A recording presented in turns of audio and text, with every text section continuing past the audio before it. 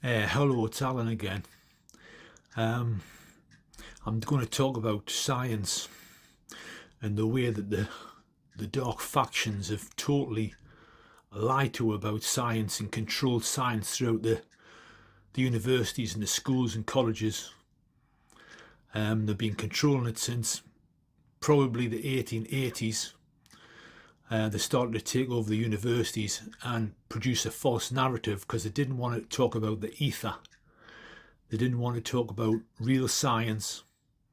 They based everything on what is called Greek atomism particles, which is all false because they wanted to control all the energy and keep people in the dark about the ether and the consciousness field, which is all the same thing. It all comes from energy.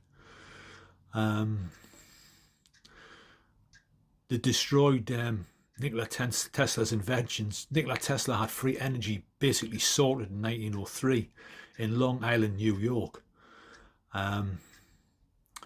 He had towers which could move electricity without cables across miles, and we're still using aluminium cables on pylons, which in itself is pure madness because most of the energy is lost as it travels down aluminium cables between the pylons.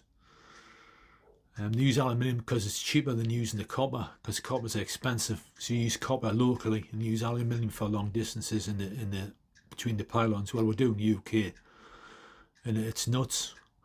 Like I say, Nikola Tesla had it all sorted in 1903 in Long Island, New York, and JP Morgan and George Westinghouse, who were all electric companies, decided to destroy his work, and destroyed that, and they destroyed Wardenclyffe Tower in Colorado Springs, which was his bigger experiment again, which he had working.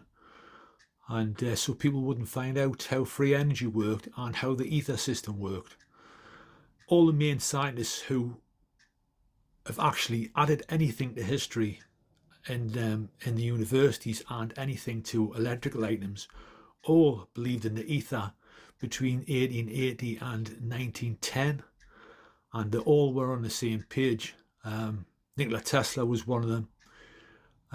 He had Charles Steinmetz, the mathematician, who did all the calculations for electrical engineering, for there wouldn't be any electrical engineering calculations now, because he put everything down in easy calculations like volts, wattage, ampage, VWA, whereas before